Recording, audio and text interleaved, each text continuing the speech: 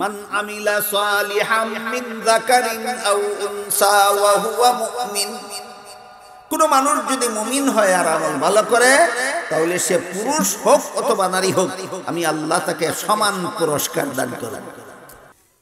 এরপরে বলেন পুরস্কার কি কি? এক নম্বর পুরস্কার হইল আমি আল্লাহ তাকে পবিত্র জীবন দান করব।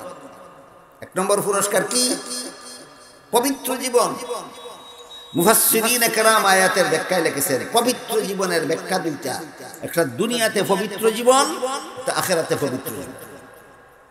দুনিয়ার পবিত্র জীবনের ব্যাখ্যা হইল কোরআনের সব কথা বিশ্বাস করার পরে যদি আমল খারাপ আমল ছাইড়া দিয়ে নেক আমল করে, কোরআনের সব কথা বিশ্বাস করার পর যদি বদ আমল ছাইড়া দিয়া নেক আমলে অভ্যাস বানায়, জীবনটাকে নেক আমলওয়ালা বানায়, তখন আল্লাহ তার অন্তরের মধ্যে একটা নিয়ামত দান করে। কোথায় নিয়ামত দান করে? অন্তরে। কি নিয়ামত? এই লোকটা যত বড় অভাবগ্রস্ত হোক, যত বড় বিপদগ্রস্ত হোক, যত বড় রোগাক্রান্ত হোক, আল্লাহ তার অন্তরে কোনো সময় অন্তরটাকে কোনো সময় ঘাবড়াইতে দেন না, অন্তরটাকে সান্ত্বনা দিয়া ভরপুর করে রাখে। অনেক গরিব আছে, এর কোনো চিন্তা নাই। অনেক ধনী আছে, চিন্তায় সারা রাত ঘুমায়, আসেনি? অনেক সুস্থ আছে, তার টেনশনের শেষ নাই। অনেক রুগী আছে, রুগী হওয়া সত্ত্বেও টেনশন ছাড়া সারা রাত।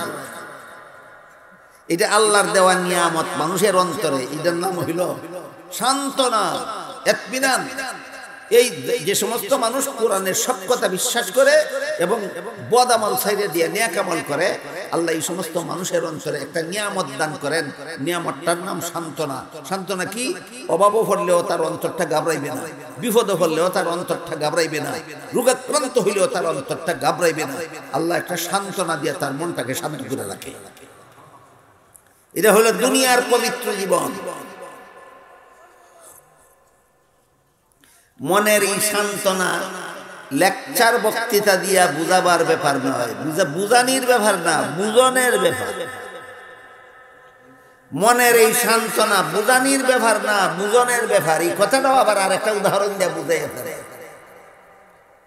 একজন আলেম হাকিমুল উম্মত হযরত আল্লামা আশরাফ আলী থানভী রাহমাতুল্লাহি আলাইহিকে প্রশ্ন করেছিলেন যে হুজুর, তরিকতের ভাষায় একটা কথা আছে, কুরবত ইলাল্লাহ, এর অর্থ হলো আল্লাহর নৈকট্য লাভ। আল্লাহর নৈকট্য লাভ। আল্লাহর নৈকট্য লাভ আমার হইল না হইল না, আমি বুঝবো কেন? থানভী বলেন এটা বুঝানির ব্যাপার না, বুঝনের ব্যাপার।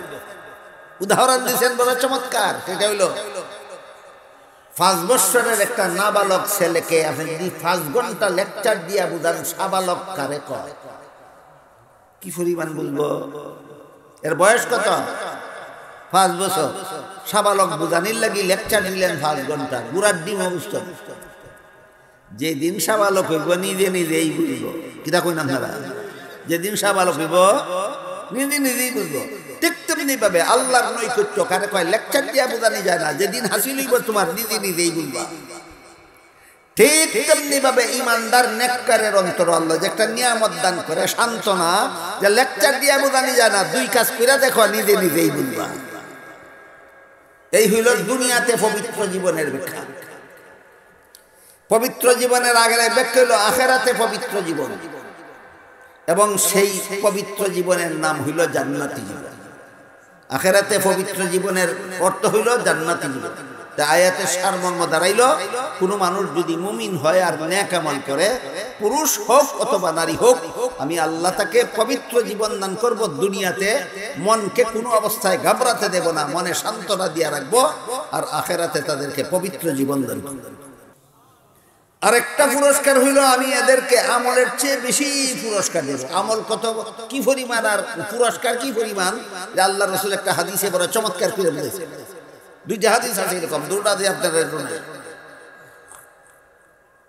আল্লাহর এক হাদিসে আল্লাহ রাসূল বলেন, হাসরের মাঠে এক ব্যক্তি দেখবে তার আমলনামায় উহুদ পাহাড়ের সমান একটা সওয়াব লেখা। এই লোকে আল্লাহরে কইব, অত বড় সওয়াবের কোনো কাম তো আমি দুনিয়াতে করছি না, আমার আমলনামাত কত বড় সওয়াব কেমনে লেখা হইল? আল্লাহ জিজ্ঞাসা করবেন, স্মরণ করে দেখো একটা খেজুরের দানা আল্লাহ রাস্তায় দান করছো নি দুনিয়ার জীবনে? কইব আল্লাহ এইটা করছি, একটা খেজুরের দানা দান করছি। আপনার এলাকাতে একটা খেজুরের দানা কটা পাহাড়ের সমান? একটা আঙ্গুলের মাথার সমান। আঙ্গুলের মাথার সমান খেজুরের দানা আল্লাহ রাস্তায় দান করছিল। আল্লাহ বলবেন, তোমার ঈদের সওয়াব রে আমি বাড়াইতে বাড়াইতে বাড়াইতে উহুদ পাহাড়ের সমান বনে আনছি। আমল কত বড় আর পুরস্কার কত বড়! ওয়ালানাজিয়ান্নাহুম আজরাহুম বিআহসানি মা কানু ইয়ামালুন। আরেকটা বিবরণ হইল, হাসরের মাঠে যে ইমানদারের সওয়াব গুনাহ ওজন হইব, অনসুন্নি কোন দিন অনসুন্নি সব গুনাহ ওজন হইব যে পাল্লা দিয়া। এই পাল্লাটা এত বিশাল পাল্লা হইব যে 7 আসমান 7 জমিন এবং তার মধ্যে যা কিছু আছে সবগুলি উঠাইয়া দিল পাল্লা বর্তলা। হাসরের মাঠে হযরত দাউদ আলাইহিস সালাম এই পাল্লা দেখে বেহুশ হয়ে গেছে। হুশ হওয়ার পরে আল্লাহ জিজ্ঞাসা করবেন, দাউদ আপনি বেহুশ হইলেন কেন?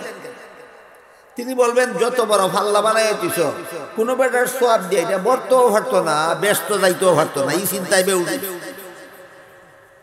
আল্লাহ বলেন, তোমার চিন্তা করন লাগতো না। আমার কোন বান্দার একটা খেজুরের দানা সদকা করাটা যদি আমি আল্লাহর পছন্দ হইয়া যায়, তাহলে একটা খেজুরের দানা সদকা করার সওয়াব দিয়া যেই পাল্লা 7 আসমান 7 জমিনে ভরে না, একটা খেজুরের দানার সওয়াব দিয়া আমি বলে দেব। বলেন আমল কত, আমল কত, কতটুকু আর পুরস্কার কতটুকু? এই জন্য আল্লাহ বলেন, ওয়ালানাজিয়ান্নাহুম আজরাহুম বিআহসানি মা কানু ইয়ামালুন। কোন মানুষ যদি মুমিন হয় আর আমল ভালো করে, সে পুরুষ হোক অথবা নারী হোক, আমি আল্লাহ তাকে দুনিয়াতে পবিত্র জীবন দান করব, আখিরাতে পবিত্র জীবন দান করব এবং আমলের চেয়ে বহুগুণ বেশি পুরস্কার। পবিত্র কোরআনের যে আয়াত আমি আপনাদের সামনে তিলাওয়াত করেছি, তাতে আল্লাহ বলেন, কোন মানুষ যদি মুমিন হয় আর নেক আমল করে, তাহলে সেই মানুষটা পুরুষ হোক অথবা নারী হোক, আমি আল্লাহ তাকে পবিত্র জীবন দান করি আর আমলের চেয়ে বহু বেশি পুরস্কার দান করে। এখানে আমাদের কয়েকটা কথা ব্যাখ্যার মাধ্যমে বোঝা দরকার। 1 নম্বর হলো মুমিন। আল্লাহ বলেন, কোন মানুষ যদি মুমিন হয়, মুমিন কাকে বলে? 2 নম্বর কথা হলো আমল যদি ভালো করে, নেক আমল, নেক আমল কাকে বলে? 3 নম্বর আল্লাহ বলেছেন, পুরুষ হোক অথবা নারী হোক। কোন মানুষ বললে তো নারী পুরুষ উভয়কেই বুঝায়, তাহলে আল্লাহ আলাদাভাবে পুরুষ নারী বললেন।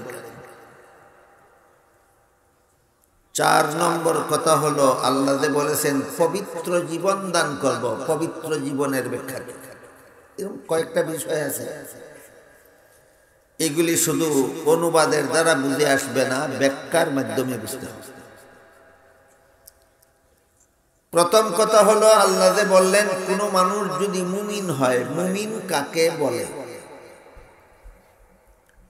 ঈমান একটা গুণের নাম, যার মধ্যে ঈমান আছে তাকেই মুমিন বলে। কাজেই মুমিন চিনতে হইলে আগে চিনার দরকার ঈমান কাকে বলে। ঈমান কাকে বলে এই প্রশ্নের কিছু জবাব আছে একটু লম্বা, কিছু জবাব আছে মাঝারি ধরনের, কিছু জবাব আছে অতি সংক্ষিপ্ত। আমি আপনাদেরকে সহজে বোঝাবার জন্য একেবারে অতি সংক্ষিপ্ত জবাবটা বলি। আল্লাহ পাক রব্বুল আলামিন 30 পারা কোরআনে যা কিছু বলেছেন, এইগুলিকে সঠিক বলে বিশ্বাস করার নাম ঈমান। কাজেই সুজা কথায় যারা কোরআন বিশ্বাস করে তারা মুমিন। এক কথায় শেষ, যারা কোরআন বিশ্বাস করে তারা মুমিন। কিন্তু আমাদের বর্তমান সমাজে বহু মানুষ এমন আছে, শত শত নয়, হাজার হাজার নয়, লক্ষ লক্ষ মানুষ এমন আছে যারা কোরআনের সব কথা বিশ্বাস করে না, কিন্তু সমাজে দাবি করে আমি মুমিন মুসলমান। এরা সত্যিকারের মুমিন মুসলমান নয়, এরা মুমিন মুসলমান নামের দুঃখাবাজ।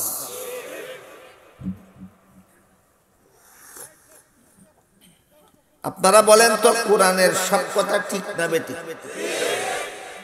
কিছু কথা না সব কথা? কোরআনের সব কথা সঠিক। যেমন এটা যেহেতু মহিলা মাদ্রাসা, এই জন্য মহিলাদের ব্যাপারে কোরআনের একটু কথা আপনাদের শোনা।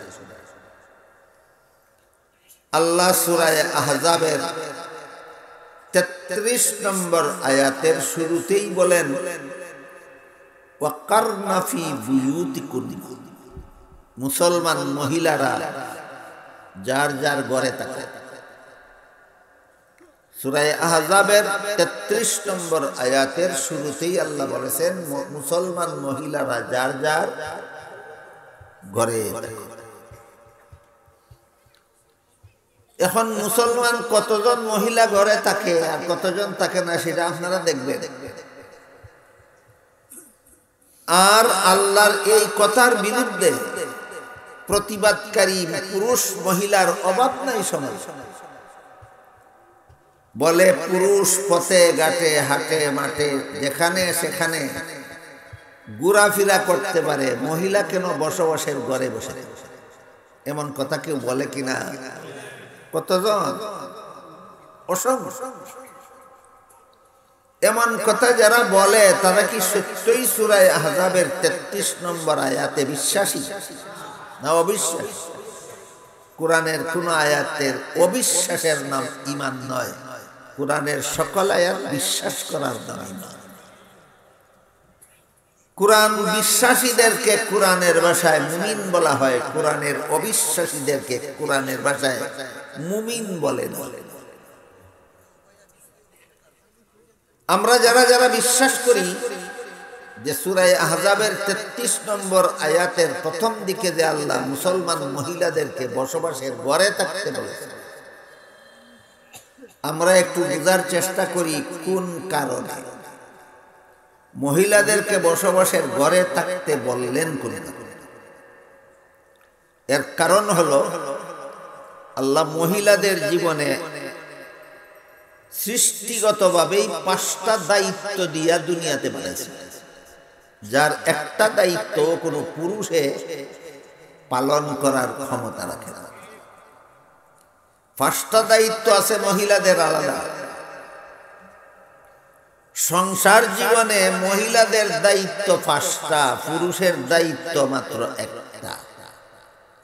সংসার জীবনে মহিলাদের দায়িত্ব কটা আর পুরুষের মাত্র একটা। আগে মহিলাদের 5টা দায়িত্ব বুঝি, তারপর পুরুষের দায়িত্ব নেই। মহিলাদের 1 নম্বর দায়িত্ব হলো প্রতি মাসে মাসে মাসিক ঋতুস্রাবের ঝামেলা সহ্য করা। প্রতি মাসের প্রায় 1 সপ্তাহ সময় মহিলারা একটা রোগে আক্রান্ত থাকে।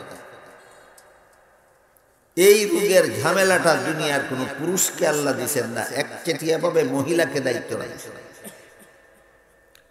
2 নম্বর, প্রতিটি সন্তানকে গর্ভে ধারণ করার দায়িত্ব আল্লাহ মহিলাদের দিয়েছেন। 3 নম্বর, সন্তান প্রসবের কষ্ট সহ্য করার দায়িত্বটা আল্লাহ মহিলাদের দিয়েছেন। 4 নম্বর, সন্তানকে স্তনের দুধ পান করাবার দায়িত্ব কার? মহিলা। 5 নম্বর, সন্তান নিজে নিজে চলাফেরা করার যোগ্য হওয়ার আগ পর্যন্ত সন্তানকে খাওয়ানি, গোসল করানি, ঘুম পাড়ানি, পেশাব পায়খানা করানি, এই দায়িত্বগুলি কার? কটা হইল? মহিলার দায়িত্ব 5টা, একটাও পুরুষে করতে পারে। আর পুরুষের দায়িত্ব মাত্র একটা, সেটা হলো উপার্জনে শ্রম খাটা। গৃহস্থী করতে হইলে পুরুষ করবে, ব্যবসা করতে হইলে পুরুষ করবে, চাকরি করতে হইলে পুরুষ করবে, রিক্সা চালাইতে হইলে পুরুষ চালাইবে, সড়কে মাটি কাটতে হইলে পুরুষ মাটি। এক কথায় উপার্জনে শ্রম খাটার দায়িত্বটা পুরুষের, আর বাকি 5টা দায়িত্ব মহিলা। এবার বলেন, যেই পুরুষে মহিলার 5টা দায়িত্বের একটাও পালন করতে পারে, আর নিজের একটা মাত্র দায়িত্ব সেটাও মহিলা দিয়া করাইতেছে, আছে নিয়ম। মহিলার 5টা দায়িত্বের একটাও পালন করতে পারে না, নিজের একটা মাত্র দায়িত্ব এটাও মহিলা দিয়া করাইতেছে। চাই আমাদের সমাজের কোন মুসলমান পুরুষ মহিলারে দিয়া চাকরি করাইতো? খালি চায়, করায় না। তুমি মহিলার 5টা কামের একটাও করতে পারো না, তোমার একটা মাত্র কাম মহিলা দিয়া করাও। তুমি দুনিয়াতে এসব গুড়ার ঘাস কাটা, এই সমস্ত পুরুষরা কি গুড়ার ঘাস কাটতে আইছে? তুই দুনিয়াতে এসব কেটাল দিকে অথর মতো দেখা। এদেরকে জিজ্ঞেস করা দরকার, বেটা তুই দুনিয়াতে গুড়ার ঘাস কাটতে আইছিস? তুই তো মহিলার 5 কামের এক কামও পারস না, আর তোর একটা মাত্র কাম এটাও মহিলার দিয়া করা, তোর কাণ্ড জ্ঞান আছে? এবার বলেন, মহিলার 5 দায়িত্বের মধ্যে মাসিক ঋতুস্রাব চলাকালে সারাদিন অফিসের চেয়ারে বসে থাকা সুবিধা না বসবাসের ঘরে থাকা সুবিধা? সন্তান গর্ভে নিয়ে খেতে খামারে কাজকর্ম করা সুবিধা না বসবাসের ঘর সুবিধা? সন্তান প্রসবের সময় সংসদ ভবন সুবিধা না বসবাসের ঘর সুবিধা? সন্তানকে স্তনের দুধ পান করাবার সময় গাড়ির ড্রাইভিং সিট সুবিধা না বসবাসের ঘর সুবিধা? সন্তানকে খাওয়ানি, গোসল করানি, ঘুম পাড়ানি, পেশাব পায়খানা করানির জন্য হাট বাজার, শহর বন্দর, রাস্তাঘাট সুবিধা না বসবাসের ঘর সুবিধা? বুঝে থাকলে এবার বলেন, সূরা আহজাবের 33 নম্বর আয়াতে আল্লাহ বলেছেন, মুসলমান মহিলা গড় থাকো। অযৌক্তিকভাবে আল্লাহ বলেছেন গড়ে থাকো না চূড়ান্ত যুক্তিসম্মত? চূড়ান্ত যুক্তিসম্মত মুসলমান মহিলা গড়ে থাকো। এই গেল আয়াতের প্রথম অংশের। তারপরে দ্বিতীয় অংশে বলেন, ওয়ালা তাবাররাজনা তাবাররুজাল জাহিলিয়াতিল উলা। আয়াতের তাফসীরে যা লেখা আছে তার সারমর্ম হইল, 3 দরকারে মুসলমানের মহিলা বাড়ি ঘরের বাইরে যেতে পারে। কত দরকারে? 3 দরকারে মুসলমান মহিলা। আগে তো কইছেন ঘর থাকো, এরপরে বলতেছেন 3 দরকারে বাইরে যেতে পারে। 1 নম্বর দরকার হইল ব্যক্তিগত দরকার। যে মহিলা কোন রোগে আক্রান্ত হইল, ঘরে থাকলে চিকিৎসার সুযোগ নাই, যেখানে গেলে চিকিৎসা হবে সেখানে যেতে পারে, তার ব্যক্তিগত দরকার। কোন মহিলা যদি সম্পত্তি বেচা কিনা করে, ঘরে বসে রেজিস্ট্রি হয় না, যেখানে গেলে রেজিস্ট্রি হয় সেখানে যেতে পারে, এটা তার ব্যক্তিগত দরকার। কোন মহিলা যদি নিজের মাকে, বাবাকে, আপন ভাইকে, আপন চাচাকে দেখতে চায়, যেখানে গেলে দেখতে পারে সেখানে যাইতে পারে, ঘর থেকে বেরিয়ে, এটা তার ব্যক্তিগত দরকার। কথা বুঝেন কিনা দেখেন। তাহলে 3 দরকারে মুসলমান মহিলা বাইরে যাইতে পারে। 1 নম্বরটা হইল ব্যক্তিগত দরকার। 2 নম্বর দরকার হইল ধর্মীয় দরকার। যেমন কোন মহিলার উপর যদি হজ ফরজ হয়, বসবাসের ঘরে বসে হজ হবে, তাহলে যেখানে গেলে হজ হবে সেখানে যাইতে পারে, এটা তার ধর্মীয় দরকার। কোন মহিলা যদি বসবাসের ঘরে বসে জরুরি ইলমে দ্বীন শিখার সুযোগ না পায়, যেখানে গেলে ইলমে দ্বীন শিখার সুযোগ পায় সেখানে যাইতে পারে, এটা তার ধর্মীয় দরকার। এই কথাটা বুঝলে আপনারা পরিষ্কারভাবে বুঝতে পারবেন যে মহিলারা বাড়ির থেকে বাইরিয়া মহিলা মাদ্রাসায় যে রেগুলার আসা যাওয়া করে, এটা কোন দরকারের আওতায় পড়ে? এটা তার ধর্মীয় দরকার। ব্যক্তিগত দরকারে আল্লাহ মহিলাদেরকে বাড়ির বাইরে যাওয়ার অনুমতি দিয়েছেন, ধর্মীয় দরকারে আল্লাহ মহিলাদেরকে বাড়ির বাইরে যাওয়ার অনুমতি দিয়েছেন। 3 নম্বরটা হলো আর্থিক সংকট। যে মহিলাকে লালন পালন করার উপযোগী পুরুষও নাই, লালিত পালিত হওয়ার মতো সম্পদও নাই। আপনাদের বিচারে কয় এই মহিলা না খাইয়া মরত না খাওয়ার জন্য চেষ্টা করত?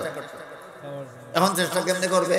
বাড়ি থেকে বেরিয়ে যাই, বাড়ি থেকে কাজ করলে এক মুষ্টি ভাত পাইব, একটা কাপড় পাইব, 100 টাকা পাইব, তার বাড়ির থেকে বেরিয়ে ওই বাড়ি যাইতে পারে, তার আর্থিক সংকটের কারণে।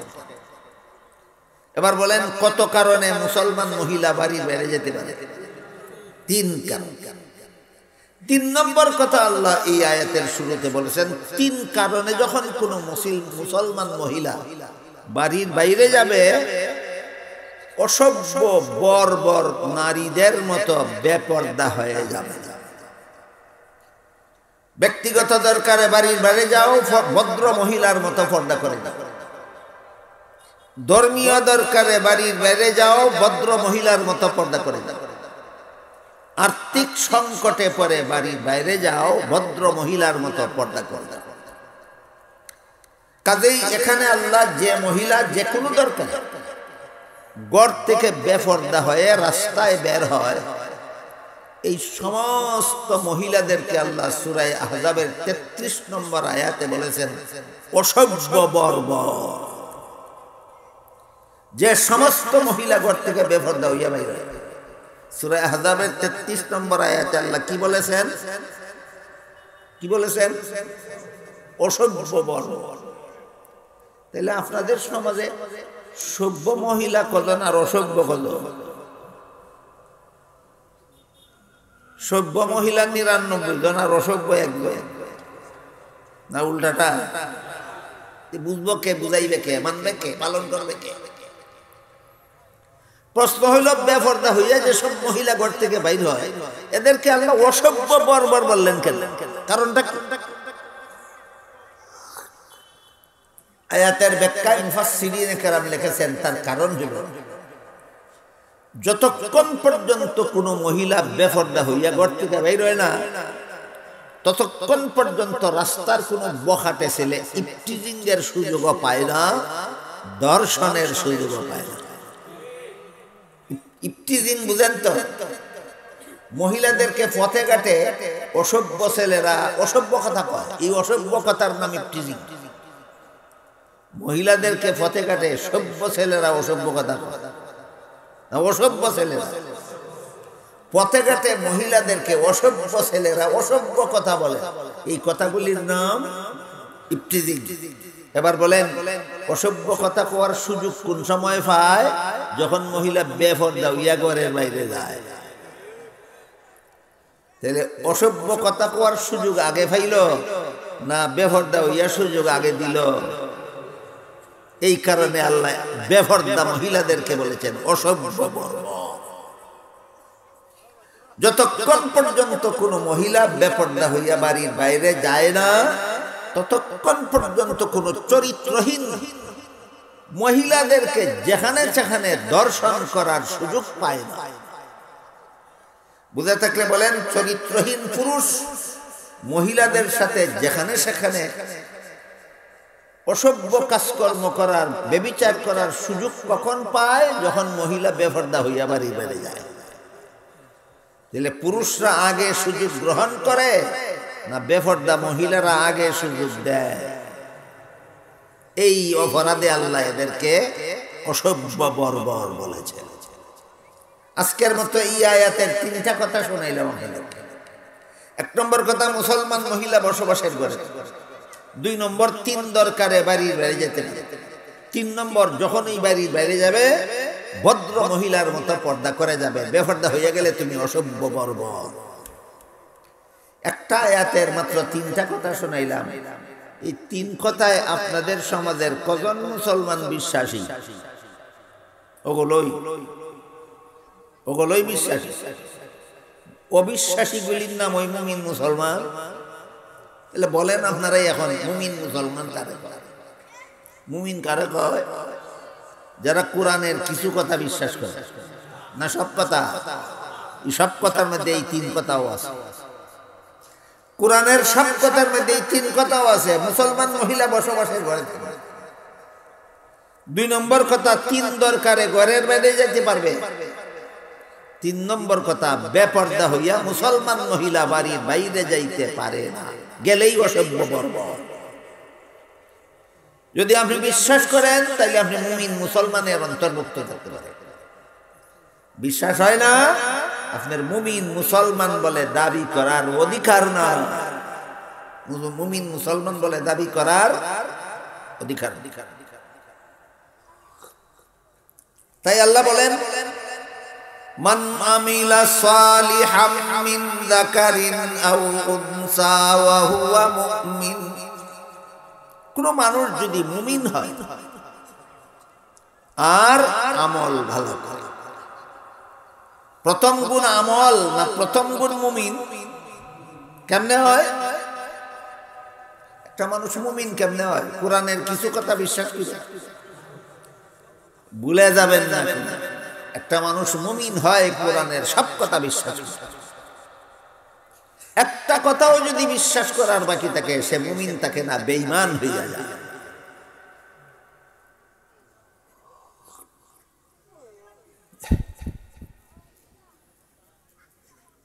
এরপরে এখন আমরা বোঝার চেষ্টা করি নেক আমল কারে কয়।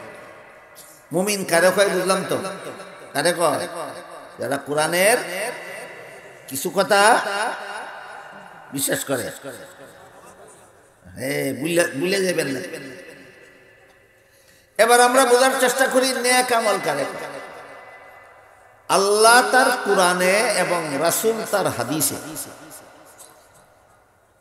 মুমিন মুসলমানদেরকে যেসব কাজ করার আদেশ করেছে, অথবা আদেশ করছেন না, উৎসাহ দিয়েছেন, এই সমস্ত কাজের নাম নেক আমল। আল্লাহ কোরআনে, রাসূল তার হাদিসে 5 বেলা নামাজ পড়ার আদেশ করেছে, একটা নেক আমল।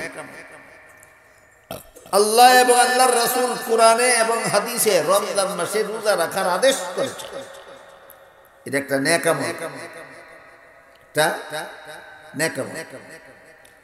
তারাবিহের নামাজ পড়ার আদেশ করেননি আল্লাহ কোরআনের কথা। তারাবিহের নামাজ পড়ার আদেশ করেননি রাসূল হাদিসের কোথাও, কিন্তু উৎসাহ দিয়েছেন। তারাবির নামাজ পড়ার আদেশ করেছেন না উৎসাহ দিয়েছেন, এটা আরেকটা নেক। আদেশ করলেও নেক আমল, উৎসাহ দিলেও নেক আমল।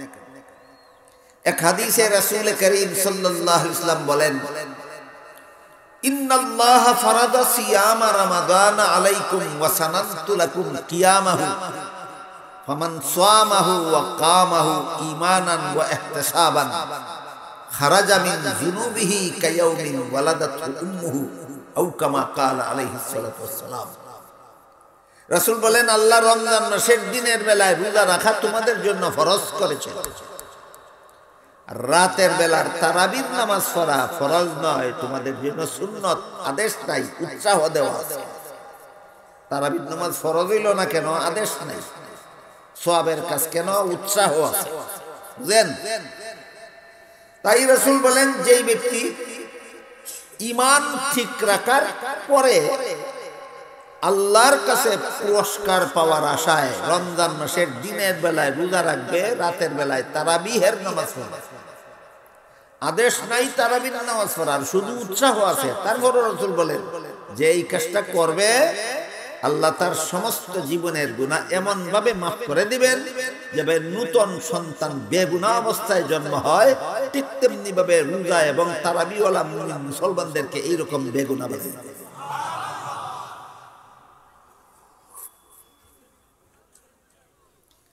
তাহলে তারাবি, রমজান মাসে রোজা রাখাও একটা নেক আমল, রাতে তারাবির নামাজ পড়াও একটা।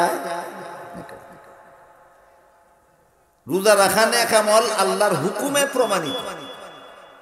তারাবির নামাজ পড়া নেক আমল, রাসূলের উৎসাহে প্রমাণিত, রাসূলের উৎসাহে।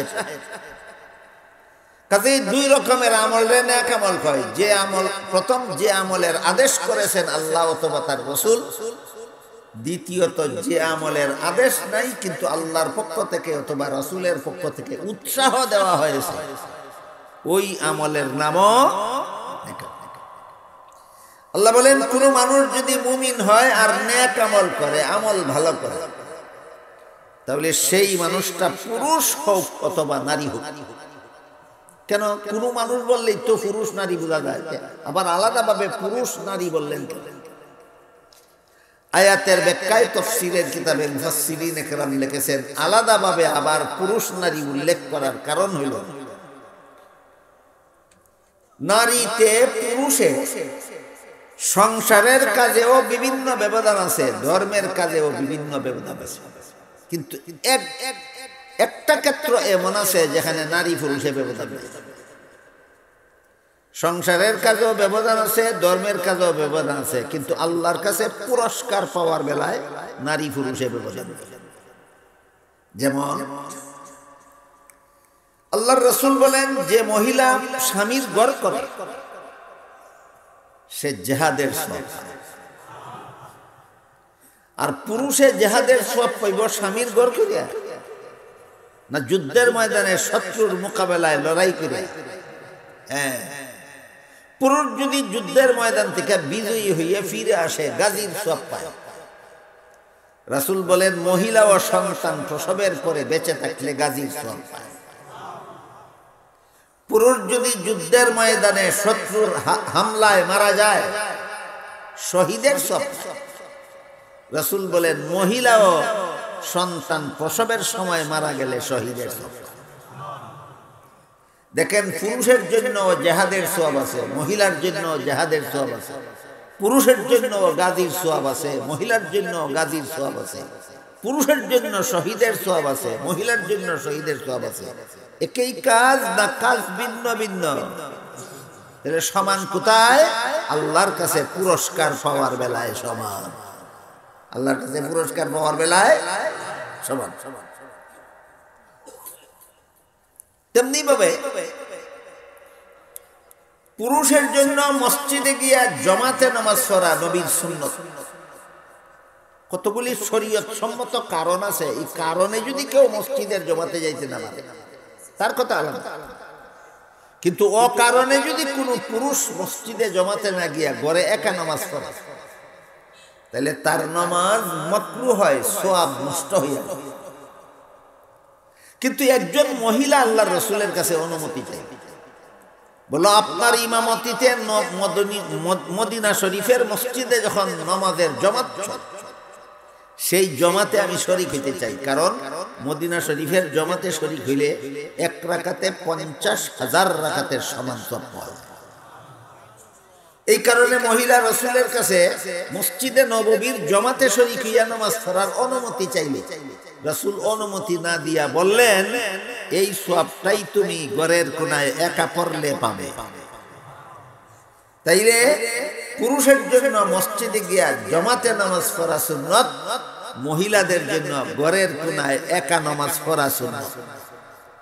পুরুষ মসজিদে গিয়া জমাতে নামাজ পড়লে যেই সওয়াব, মহিলায় ঘরের কোনায় একা নামাজ পড়লে সেই সওয়াব। বলেন আমল সমান না সওয়াব সমান? তাহলে নারী পুরুষ সমান আল্লাহর দৃষ্টিতে কোন জায়গায়? পুরস্কার পাওয়ার বেলায়, আল্লাহর কাছে সওয়াব পাওয়ার বেলায় সমান সমান বুঝাবার জন্য আল্লাহ আবার উল্লেখ করে করেছেন মিন যাকারিন আও উনসা।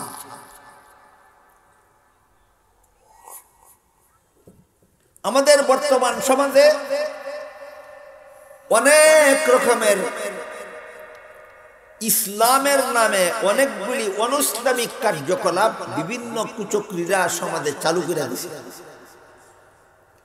এর মধ্যে একটা হইল মহিলাদেরকে জমাতে নামাজ পড়ার জন্য ঘর থেকে বাইর করে দেয়। বিশেষ করে রমজান মাস আসলে দেখা যায় এক বাড়ির মহিলা তারাবি পড়ার জন্য আরেক বাড়ি যায়। ঘটনা কি? ওইখানে হাবিজ সাহেবের জমাত ছড়ায়, জমাত শরীর বাড়ি গেছে যায়নি। হাদিস শরীফে রাসূল করিম সাল্লাল্লাহু আলাইহি ওয়াসাল্লাম বলেন খায়রু মাসাজিদিন নিসায়ে কারু বুয়ুতিহিম, নারীদের শ্রেষ্ঠ মসজিদ তাদের ঘরের কোণা। নারীদের শ্রেষ্ঠ মসজিদ ঘরের কোণা। আরো পরিষ্কার ভাবে রাসূল বলেছেন, পুরুষ মসজিদের জামাতে নামাজ পড়লে যেই সওয়াব, মহিলা ঘরের কোণায় একা পড়লে সেই সওয়াব। বুঝে থাকলে বলেন, জামাত শরীক হওয়ার নামে যে সমস্ত মহিলারা ঘর থেকে বাইরে হয়, এরা কি নবীর সুন্নত পালন করার জন্য না নবীর সুন্নত লঙ্ঘন করার জন্য? নবীর সুন্নত লঙ্ঘন করার জন্য ঘর থেকে বাইরে। আর খেয়ালি পোলাও খায়। কি খেয়ালি পোলাও? মনে করে যে সমস্ত মহিলারা ঘরে একা একা নামাজ পড়ে এরা সব কম পাইব, আমি মসজিদে গিয়ে তারাবির নামাজটা জমাতে হলে সব দিব। খেয়ালি পোলাও, খেয়ালি পোলাও। যেখানে আল্লাহর রাসূল বলেছেন পুরুষ মসজিদের জামাতে নামাজ পড়লে যেই সওয়াব, মহিলা ঘরের কোণায় একা পড়লে সেই সওয়াব। তুমি রাসূল থেকে বেশি বুঝো কেন? তুমি এত বড় বুজদারের ঘরের বুজদার কেন? রাসূল তোমার থেকে কম বুঝছিলে? তুমি রাসূল থেকে বেশি বুঝো, এত বড় বুজদার কেন? কাজেই আমাদের বুঝতে হবে আল্লাহর দরবারে নারী পুরুষ সমান কোন জায়গায়? সংসারের কাজে না ধর্মের কাজে না পুরস্কার পাওয়ার বেলা? এই কথাটা বুঝাবার জন্য আল্লাহ বলেন মিন যাকারিন আও উনসা। এবার আরেকটা কথা আমি আপনাদেরকে বুঝাতে চাই, সেটা হলো, বলেন মসজিদে জামাতে শরীক হওয়া বেশি কঠিন না ঘরের কোণায় একা নামাজ ফিরাল হওয়া বেশি কঠিন? মসজিদে গিয়ে জমাতে শরীক হইতে গেলে আজানের অপেক্ষায় থাকতে হয়, একামতের অপেক্ষায় থাকতে হয়, শীতের দিনে ঘর থেকে বেরিয়ে মসজিদ পর্যন্ত যেতে হয়। ঘরে একা নামাজ পড়লে কিছুই করতে হয় না, যখন ইচ্ছা উযু করে ঘরের কোণে ফিরে হয়। এবার বলেন ঘরের কোণায় একা নামাজ পড়া বেশি কঠিন না মসজিদের জমাতে শরীক হওয়া বেশি কঠিন? কঠিনটা পুরুষকে দিলেন, সহজটা মহিলারে দিলেন, আবার সব দিলেন সমান করে। এটা কোন বিচার? কঠিন দায়িত্বটা দিলেন আল্লাহ পুরুষকে, যে মসজিদের জমাতে গিয়ে তোমরা শরীক হও। মহিলারে দিলেন সহজ কিরা, তুমি ঘরের কোণায় একা নামাজ ফিরালো।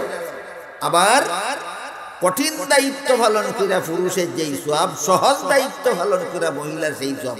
আল্লাহ এইটা কোন বিচার করলেন? অনেক পণ্ডিতের মাথায় ধরে না কোন বিচার। যুক্তি খুঁজে, খালি যুক্তি খুঁজে।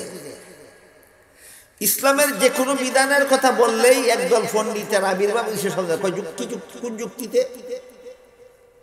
এই জন্য হাকিমুল উম্মত হযরত আল্লামা আশরাফ আলী থানভী রাহমাতুল্লাহি আলাইহি আল মাসালিহুল আকলিয়া নামক কিতাবে লিখেছেন, ইসলামে এমন কোন বিধান নাই যার পক্ষে চূড়ান্ত কোনো যুক্তি নাই, বরং ইসলামের সবগুলি বিধান চূড়ান্ত যুক্তিসম্মত।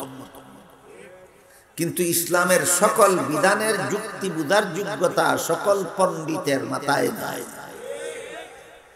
তানবীর কথা বুঝে থাকলে বলেন ইসলামী কোনো বিধানের যুক্তি নাই, না সকল যুক্তি বুঝার যোগ্যতা সকলের মাথায় নাই। তাহলে মহিলাদেরকে ঘরের কোণায় একা নামাজ পড়লে মসজিদে গিয়ে জমাতে নামাজ পড়ার সমান সওয়াব দিলেন আল্লাহ। কোনো যুক্তি নাই না? যুক্তি আছে?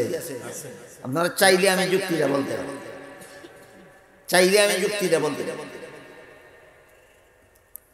ধরেন আপনার 6 মাসের একটা শিশু সন্তান আছে, আপনি তো পুরুষ, আপনি 6 মাসের শিশু সন্তানের বাবা,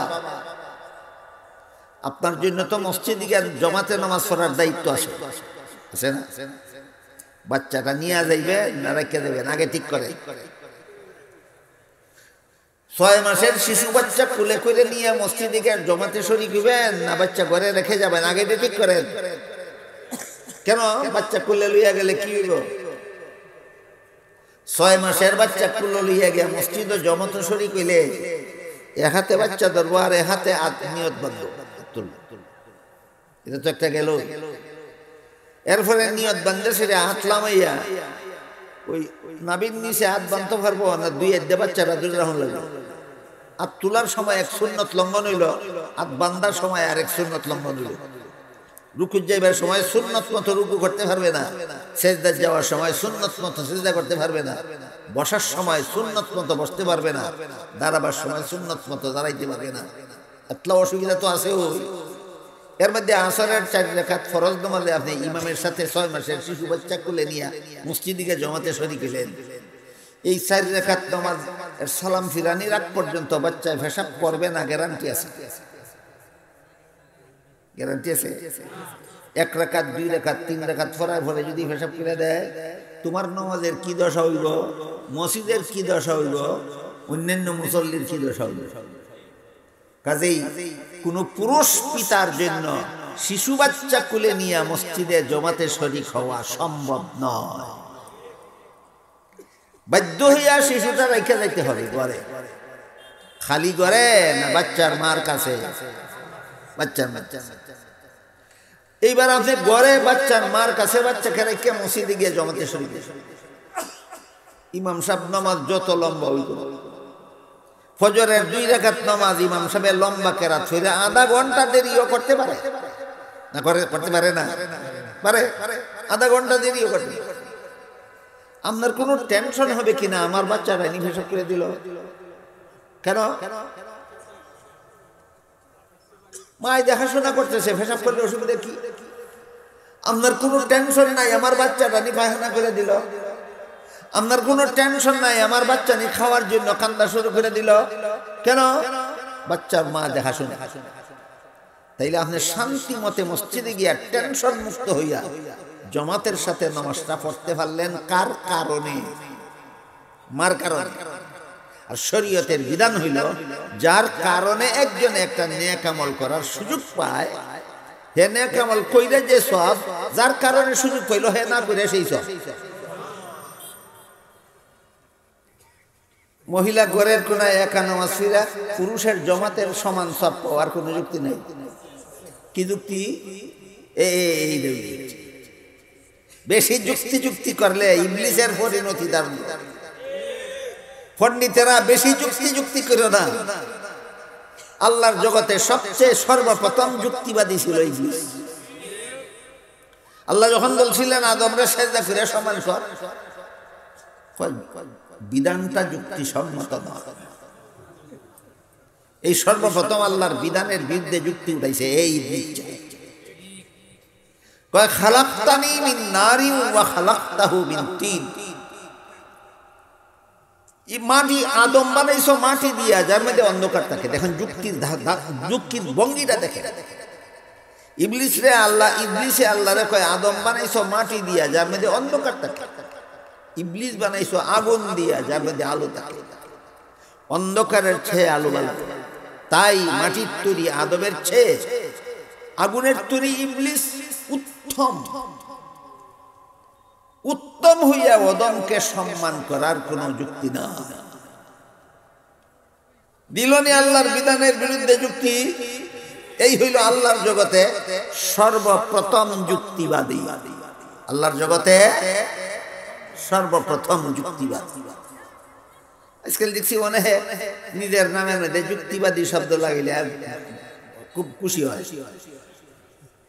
গর্ববোধ করে আমি একজন যুক্তিবাদী। তোমার থেকে 1000 গুণ বেশি যুক্তিবাদী ছিল।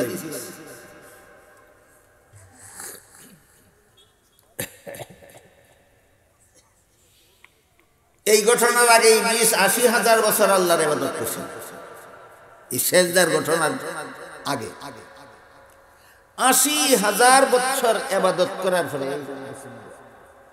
80,000 বছর ইবাদত করার পরে আল্লাহ তাকে সমস্ত পৃথিবীর রাজত্ব দান করেছেন।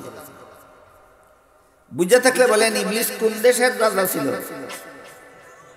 ইবলিস ফেরাউন তো অনেক পরে। ইবলিসে 80,000 বছর ইবাদত করার পরে আল্লাহ ইবলিসকে সমস্ত পৃথিবীর রাজত্ব দান করেছেন। এখন বলেন ইবলিস কোন দেশের রাজা ছিল? সমস্ত পৃথিবীর রাজা ছিল। জান্নাতে বসবাস করার ফ্যাসিলিটি দান করেছিল। বসবাস করতো কো? জান্নাতে। যেই কইল আল্লাহ তোমার হুকুমটা যুক্তিসম্মত নয়, সাথে সাথে 80,000 বছরের ইবাদত ধ্বংস হবে। সমস্ত পৃথিবীর রাজত্ব তার কাছ থেকে ছিনাইয়া নেওয়া হইল। জান্নাত থেকে গারো দৌড়ে বের করে দেওয়া। ভবিষ্যতের জন্য বলে দেওয়া হইল উখরুজ ফা ইন্নাকা রাজিম, তুই চিরকালের জন্য আল্লাহর রহমত থেকে বঞ্চিত। ইবলিসে এক যুক্তি দিয়া 4 পুরস্কার হয়েছে। কত পুরস্কার?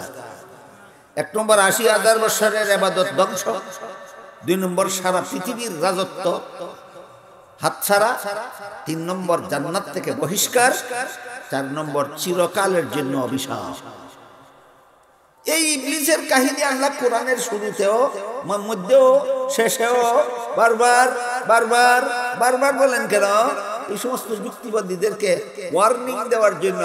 এই যুক্তিবাদীর দল বড় যুক্তিবাদীর গতি ইয়াদ রাখিস। কথা বুঝে আসছে?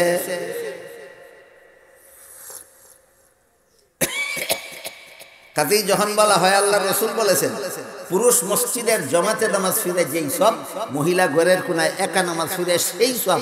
ওই ইবলিসের অনুসারী কয় যুক্তি কি? কোনো যুক্তি নেই, কোনো যুক্তি নেই। এক যুক্তিবাদীর ঘটনা লেখছেন উপমহাদেশের একজন বিখ্যাত বুজুর্গ আলেম, নাম তার মাওলানা আশিক এলাহি বুলন্দ। তার লিখিত একটা কিতাবের নাম আছে মরনে কে বাদ কিয়া হবে। এটার বাংলা অনুবাদ হইছে, বাংলা গ্রন্থটার নাম হইল মরণের পরে কি হবে। এটার মধ্যে একজন আলেম, মুসলমানদের একজন আলেম আর একটা খ্রিস্টান মহিলার ঘটনা লেখছে। মুসলমানদের মধ্যে একজন আলেম ছিলেন, তিনি বলতেন ইসলামের সমস্ত বিধানের যুক্তি আছে, শুধু একটা বিধানের যুক্তি নেই।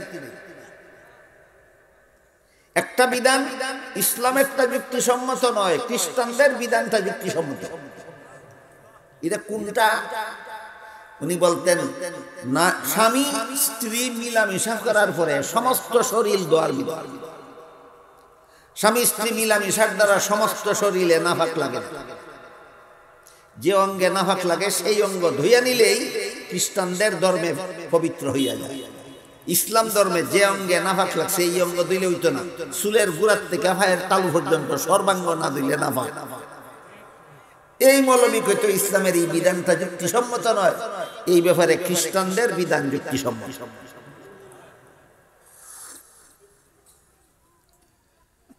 এই আলেম মারা যাওয়ার পরে তারে গোসল দেওয়া হইল, জানাজা পড়া হইল, কবরে দাফন করা হইল।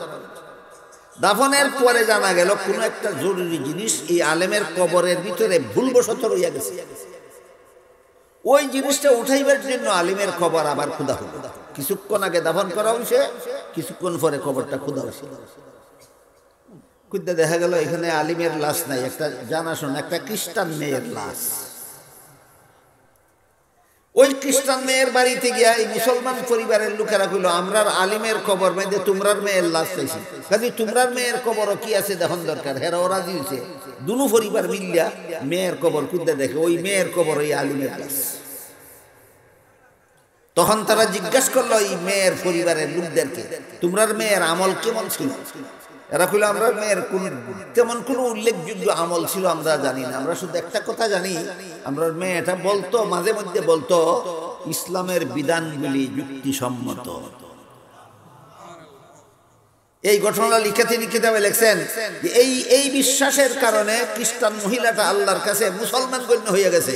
আর এই মুসলমানটা ফরজ গোসলের কোনো যুক্তি নাই বলার কারণে, খ্রিস্টানদের ধর্মে ফরজ গোসলের কোনো যুক্তি নাই, এই মৌলবীও যুক্তি নাই বলার কারণে মৌলবী আল্লাহর কাছে খ্রিস্টান গণ্য হইয়া গেছে। এই জন্য আল্লাহ কুদরতি ব্যবস্থায় মরণের পরে মৌলবীর লাশ খ্রিস্টান মেয়ের কবরে আর খ্রিস্টান মেয়ের লাশ মৌলবীর কবরে পৌঁছায় দিচ্ছে। যুক্তি খুব যুক্তিবাদিতা করো গিয়া মল্লে ফেরে টের হইবে যুক্তিকারে কর।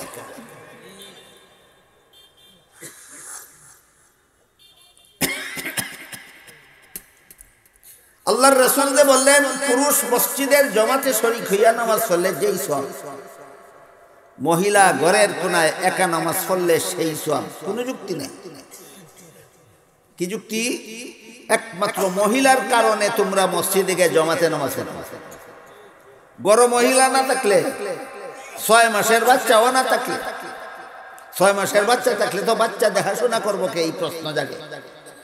তোমার যদি 6 মাসের কোনো বাচ্চাই যদি না থাকে, আর গড় যদি তোমার মহিলা না থাকে, গড় খালি তুই যদি মসজিদে যাও, নমাজ ফিরা ফিরে আসার সুযোগে সুর গড় ঢুকিয়া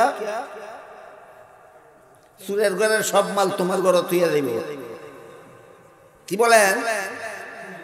তাহলে আপনার ঘর যখন বিবি যখন শ্বশুর বাড়ি নাইয়ার করতে যায় আর কোনো বাচ্চাও না থাকে, আপনি যখন মসজিদে যাইবেন নামাজ একা একা নামাজ পড়তে, ঘরটা চুরি হইয়া যায়। ফজরের নামাজে গিয়ে যখন মসজিদে জমাতে শুরু করলেন, এশার নামাজের জমাতে যখন মসজিদ গিয়ে শুরু করলেন, ঘরও কেউ নাই, খালি ঘর থুইয়া গেলেন, ঘরটা চুরি হইয়া যায়। ঘরটা চুরি হয়ে যায়, একটু টেনশন থাকবো নি? এই টেনশন মুক্ত হইয়া জমাতে নামাজ পড়ার একমাত্র ব্যবস্থা হইল মহিলারা ঘরে নামাজ পড়ে।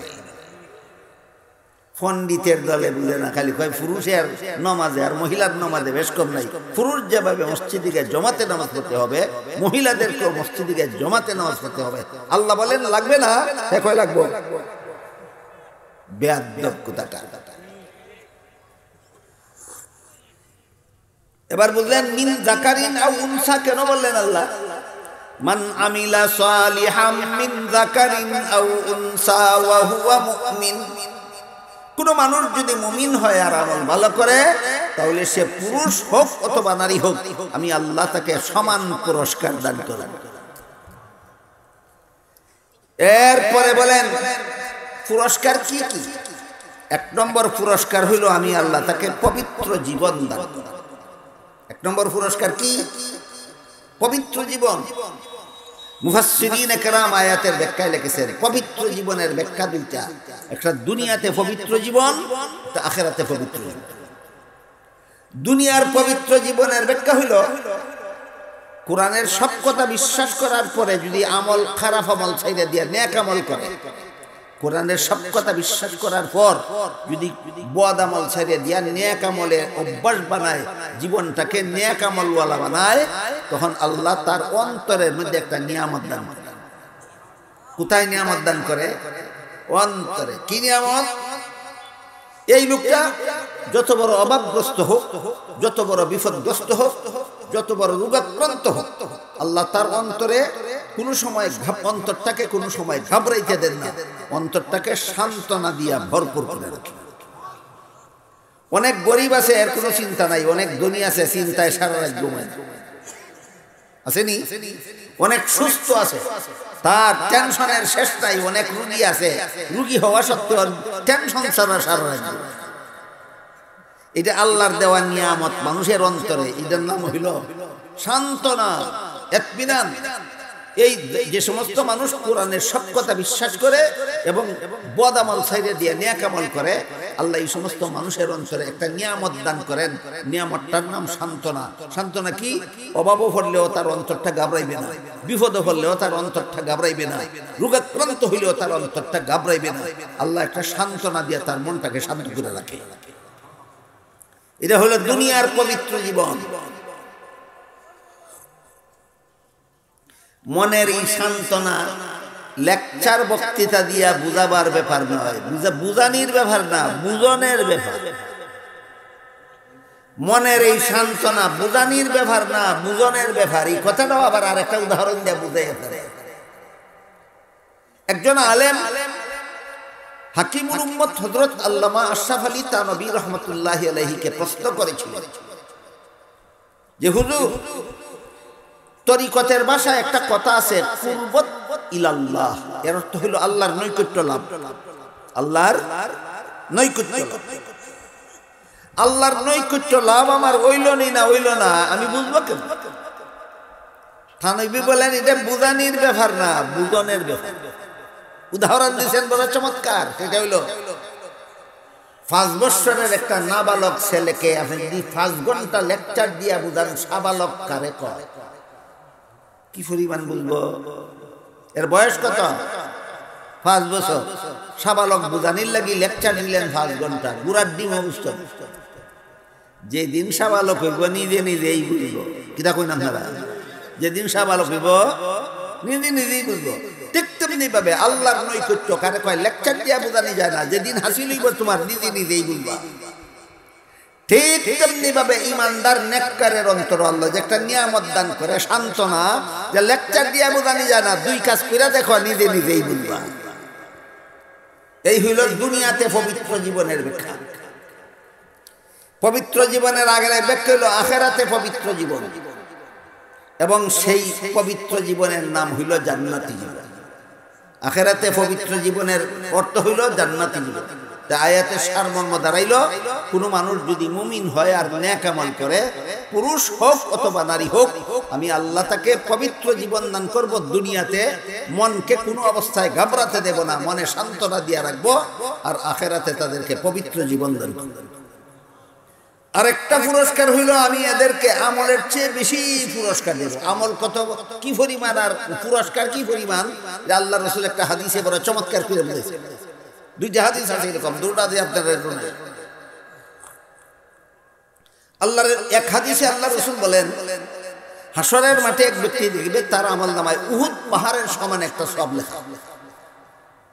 এই লোকে আল্লাহ কইব, অত বড় সবের কোনো কাম তো আমি দুনিয়াতে করছি না, আমার আমল নামাত কত বড় সব কেমনে লেখা হইল? আল্লাহ জিজ্ঞাসা করবেন, স্মরণ করে দেখো, একটা খেজুরের দানা আল্লাহ রাস্তায় দান করছো আমি দুনিয়ার জীবনে? কইব আল্লাহ এইটা করছি, একটা খেজুরের দানা দান করছি। আপনার এলাকাতে একটা খেজুরের দানা কটা পাহাড়ের সমান? একটা আঙ্গুলের মাথার সমান। আঙ্গুলের মাথার সমান খেজুরের দানা আল্লাহ রাস্তায় দান করছিল। আল্লাহ বলবেন, তোমার ঈদের সওয়াব রে আমি বাড়াইতে বাড়াইতে বাড়াইতে উহুদ পাহাড়ের সমান বনে আছি। আমল কত বড় আর পুরস্কার কত বড়! ওয়ালানাজিয়ান্নাহুম আজরাহুম বিআহসানি মা কানু ইয়ামালুন। আরেকটা বিবরণ হইল, হাসরের মাঠে যে ইমানদারের সওয়াব গুনাহ ওজন হইব, অনসুন্নি কোন দিন অনসুন্নি সব গুনাহ ওজন হইব যে পাল্লা দিয়া। এই পাল্লাটা এত বিশাল পাল্লা হইব যে 7 আসমান 7 জমিন এবং তার মধ্যে যা কিছু আছে সবগুলি উঠাইয়া দিল পাল্লা বর্তলা। হাসরের মাঠে হযরত দাউদ আলাইহিস সালাম এই পাল্লা দেখে বেহুশ হয়ে গেছে। হুশ হওয়ার পরে আল্লাহ জিজ্ঞাসা করবেন, দাউদ আপনি বেহুশ হইলেন কেন? তিনি বলবেন, যত বড় পাল্লা বানাই দিছ, কোনো বেটার সওয়াব দিয়ে এটা বর্তও পারতো না, ব্যস্ত যাইতেও পারতো না, এই চিন্তায় বেহুশ। আল্লাহ বলেন, তোমার চিন্তা করার লাগতো না। আমার কোন বান্দার একটা খেজুরের দানা সদকা করাটা যদি আমি আল্লাহর পছন্দ হইয়া যায়, তাহলে একটা খেজুরের দানা সদকা করার সওয়াব দিয়া যেই পাল্লা 7 আসমান 7 জমিনে ভরে না, একটা খেজুরের দানার সওয়াব দিয়া আমি বলে দেব। বলেন আমল কত, আমল কত, কতটুকু আর পুরস্কার কতটুকু? এই জন্য আল্লাহ বলেন, ওয়ালানাজিয়ান্নাহুম আজরাহুম বিআহসানি মা কানু ইয়ামালুন। কোন মানুষ যদি মুমিন হয় আর আমল ভালো করে, সে পুরুষ হোক অথবা নারী হোক, আমি আল্লাহ তাকে দুনিয়াতে পবিত্র জীবন দান করব, আখিরাতে পবিত্র জীবন দান করব, এবং আমলের চেয়ে বহুগুণ বেশি পুরস্কার। আল্লাহ আপনাদের আমাদের সবাইকে এই 2 গুণ অর্জনের মাধ্যমে আল্লাহর ঘোষিত পুরস্কারগুলি হাসিল করার তৌফিক দান করেন। মুহতামিম সাহেব আমাকে বলছেন আপনাদেরকে একটু মুক্তসর দোয়া করে দেওয়ার। দোয়াতে শরীক হইবেন আপনারা? তাইলে 1-2টা মিনিট আমাদের চা খাইয়া শেষ করতে দেন, মনে মনে আস্তাগফিরুল্লাহ 2 সুর পড়েন, আমি চাটা খাই, এরপরে আপনাদেরকে ইনশাআল্লাহ। মুহতারাম হাজিরিন, হুজুর অনেক দূর থেকে মুসাফির কষ্ট করে আসছেন। হুজুরের সাথে আমরা দোয়া শুরু দেব তো সবাই ইনশাআল্লাহ। দোয়ার আগে আমরা 2 মিনিটে ছাত্র হল যারা আছে একটু জানান দেখি, আর আমরা প্রত্যেকে এই মাদ্রাসায় সহযোগিতা করার জন্য 1000, 500, 2000, 5000, 100 সর্বনিম্ন 10 টাকা পারবো ইনশাআল্লাহ। কি বলেন? খেতে পারবো? আপনার দেখান দেখি, খেতে পারবো? আপনার দেখান দেখি। নারায়ে তাকবীর। সুদা পকেটে ঢুকে, পকেটে ঢুকাই, বিসমিল্লাহ বলে ঢুকাই, আর ছাত্র হল করাও। অথবা এখানে যারা আমাদের মাঝে আগে ফুটে গেছেন, তরুণ আছে, তোমরা তারা ইনশাআল্লাহ ভিতরে দাঁড়ান দেখি ইনশাআল্লাহ। উঠেন, যুবক ভাইরা উঠান, এলাকার যুবক ভাইরা একটু উঠেন আর তাড়াতাড়ি করেন ইনশাআল্লাহ। যারা দাঁড়ানো আছেন তারাও ইনশাআল্লাহ পকেটে হাত দেন। আমরা খামসা হুজুর ইনশাআল্লাহ আসতেছেন, হুজুরেরও বয়ান হবে, তাড়াতাড়ি করে সবাই ইনশাআল্লাহ। আর পিছন দিকে আমরা যারা আছি একটু দাঁড়াই, তালবেলিমা যারা পিছন দিক থেকে, অথবা মাদ্রাসা ছাত্ররা যারা আছেন, যুবকরা যারা, তাড়াতাড়ি দাঁড়ান, 2 মিনিট সময় ইনশাআল্লাহ। মাশাআল্লাহ, তাড়াতাড়ি তাড়াতাড়ি। এদিকে মাঝখান থেকে আরো কিছু দাঁড়ান দিকে যুবক হল, ভাই যুবক হল একটু দাঁড়ান না, পাঞ্জাবের মধ্যে লই তারা তাড়াতাড়ি জি তাড়াতাড়ি বিসমিল্লাহ প্রত্যেকে পকেটে হাত দেন সবচেয়ে বড় উঠে দেওয়ার চেষ্টা করবেন ইনশাআল্লাহ জি হুজুর মুসাফির আপনাদের জন্য দোয়া করবেন আলহামদুলিল্লাহ খুব গুরুত্বপূর্ণ নসিহত করছেন এখন আপনারা নবীর ঘরে সৎকার করতেছেন আর মুসাফিরের দোয়া কবুল কোনো সন্দেহ নেই আর সৎকার আমল হইতেছে আলহামদুলিল্লাহ দোয়া কবুল হবে কি বলেন বিশ্বাস আছে তো আমাদের ইনশাআল্লাহ জি তাড়াতাড়ি করেন ইনশাআল্লাহ জি তাড়াতাড়ি আমাদের হুজুরের বই আল্লামা ওয়ালিকুল ইসলাম হুজুরের লিখিত বই আছে গাড়িতে যারা ইচ্ছা ইনশাআল্লাহ নিয়ে যাবেন আর আমাদের ঢাকার মেহমান মুফতি আলী হাসান উসামা সাহেব ইনশাআল্লাহ আসবেন খানকাহ ইনশাআল্লাহ স্টেজে চলে আসছেন নারায়ে তাকবীর দীন ইসলাম দীন ইসলাম উলামায়ে আক্কানি সিলসিলা মাদানি জি মাশাআল্লাহ আমরা খানকাহ ইনশাআল্লাহ চলে আসছেন বলে হুজুর মুখতাসার দোয়া করবেন কেউ উঠবেন না ভাই জায়গা জায়গায় বসেন আর যারা রুমাল নিয়ে গেছেন কত ভাজির মধ্যে নিতেছেন হ্যাঁ তাড়াতাড়ি উঠে নিয়ে আসেন সামনের দিকে মাশাআল্লাহ তাড়াতাড়ি যারা ওই গেটের মধ্যে দাঁড়ানো আছেন একটু জায়গা কম হইলে ভিতরের দিকে চলে আসেন শীতের দিন একটু জি মাশাআল্লাহ ভাই যারা তালবে ইলমরা ছাত্র হয়ে উঠছেন আপনারা নিয়ে আসেন সামনের দিকে ইনশাআল্লাহ যারা এখনো দেন নাই তাড়াতাড়ি দিয়ে দেন মাশাআল্লাহ হুজুর আমাদেরকে সময় দিচ্ছেন পর্যাপ্ত সময় দিচ্ছেন আলহামদুলিল্লাহ দোয়ার আগে আমরা এই সৎকার আমলটা করতে পারছি নগদ মাশাআল্লাহ সারা রাত্রি তো আপনারা দিবেন আমরা হুজুর আপনাদের সামনে ইনশাআল্লাহ এই সম্পর্কে ইনশাআল্লাহ আপনাদের সামনে আপনারা রাখবেন হুজুর তো আলহামদুলিল্লাহ দুর্গাপুর মাদ্রাসা দেখছি আল্লাহ ওয়ালিউল ইসলাম হুজুর বসা মাগরিবের হলে হুজুর কয়েক মিনিট 20 থেকে 25 মিনিট আমার আইডিয়া সম্পর্কে 50 লাখ টাকা হয়েছে আলহামদুলিল্লাহ আল্লাহ আমাদের বড়দের হায়াতের মধ্যে বরকত দেন সবাই বলেন আমিন খানকাহ হুজুরকে আমাদের আল্লাহ দীর্ঘদিন উনার ছায়া আমাদের মাথার উপরে রাখে হুজুরে বলেন আমিন ভাই তাড়াতাড়ি নিয়ে আসেন যারা দিয়ে দিচ্ছেন তাড়াতাড়ি আসেন আমার কষ্ট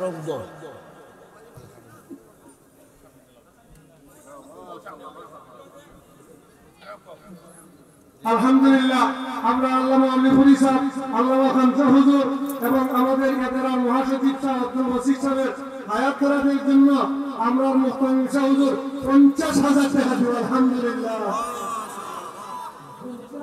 ও প্রত্যেকের জন্য 50,000 করে 1.5 লক্ষ টাকা দিবা না তাকবীর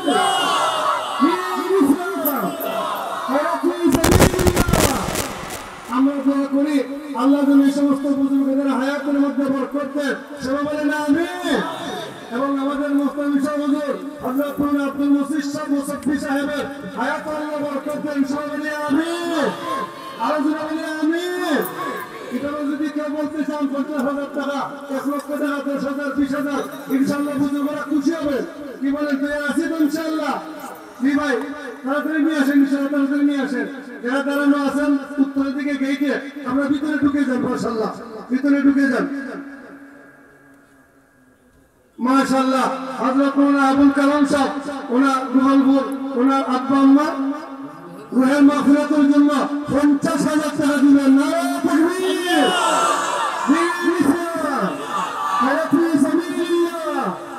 আল্লাহ হযরত মাওলানা আবুল কালাম সাহেবের এই সৎকারে কবুল ফরমাও ওনার ইলম আমলের মধ্যে বরকত দাও ওনার আব্বা আম্মার কবরকে জান্নাতের ভবন বানাও সকলে বলি আমিন আরো জোরে বলি আমিন